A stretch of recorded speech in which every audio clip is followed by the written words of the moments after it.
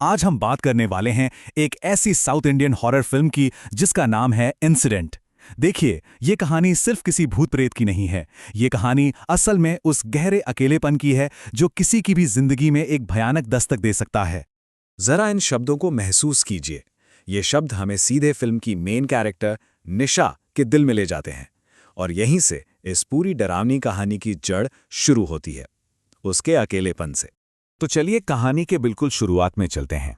देखते हैं कि कैसे निशा का अकेलापन उसे एक गुड़िया तक ले जाता है और कैसे ये एक मासूम सा लगने वाला साथ एक बहुत ही खतरनाक अलौकिक शक्ति को उसकी जिंदगी में खींच लाता है। सोचिए, उस गहरे अकेलेपन में एक बेजान गुड़िया भी कितनी कीमती हो सकती है ना। निशा के लिए ये गुड़िया, जिसका नाम वो अपनी माँ के नाम पर भवानी रखती है, सिर्फ एक खिलौना नहीं है। वो उसकी उम्मीद बन जाती है, उसकी साथी, उसकी वो दोस्त जिससे वो हर बात कह सकती है। लेकिन हॉरर कहानियों का एक नियम होता है ना? जो चीज़ सुकून देती है अक्सर वही सबसे बड़े डर की वजह बन जाती है। तो चलिए देखते हैं कि कैसे ये मासूम सा साथ बहुत जल्द एक भयानक मोड़ लेता है और निशा की पूरी दुनिया को हिला कर रख देता है। और ये डर धीरे धीरे बढ़ता है, बिल्कुल एक क्लासिक हॉरर पैटर्न की तरह। पहले सिर्फ डरावने सपने आते हैं, फिर घर में अजीब सी बदबू आने लगती है और फिर वो भयानक एहसास कि कोई है जो हर पल उसे देख रहा है। निशा का डर अब सिर्फ उसके दिमाग में नहीं बल्कि उसकी हकीकत बनता जा रहा था। और पता है क्या, फिल्म का ये हिस्सा बहुत दिलचस्प है। यहाँ सिर्फ डराया नहीं गया बल्कि डराने के पीछे का एक नियम समझाया गया है। ये जो स्लीप पैरालिसिस निशा को हो रहा है वो कोई मामूली बुरा सपना नहीं है। ये असल में निशा के शरीर पर कब्जा करने के लिए उसकी अपनी आत्मा और उस बाहरी आत्मा के बीच की एक जंग है।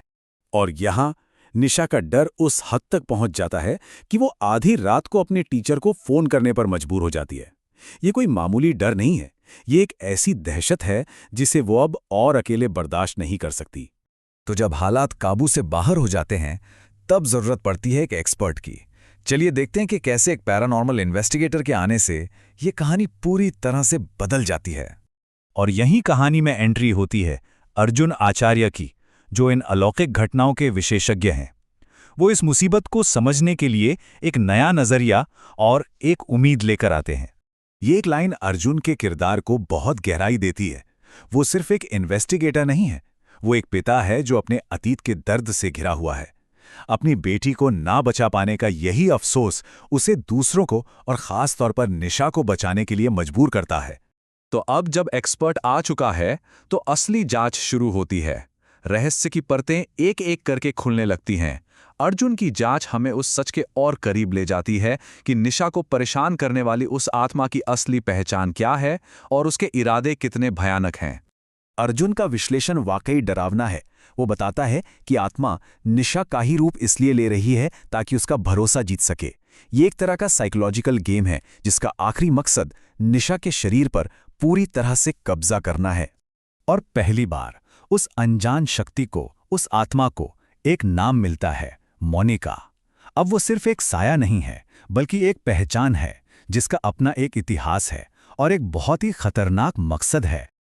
और अब सामने आता है वो सच जो सबसे ज्यादा डरावना है। मोनिका का मकसद सिर्फ निशा को डराना नहीं है, उसे निशा की जिंदगी चाहिए, हमेशा के लिए। तो अब जब सच सबके सामने है तो लुका छिपी का खेल खत्म। अब होगी सीधी टक्कर, एक तरफ इंसान, दूसरी तरफ आत्मा। ये वो अंतिम टकराव है जहां कोई एक ही जीत सकता है।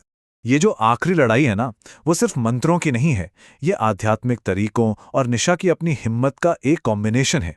उसे सिर्फ उस आत्मा से ही नहीं बल्कि अपने अंदर के डर से भी लड़ना और जीतना है।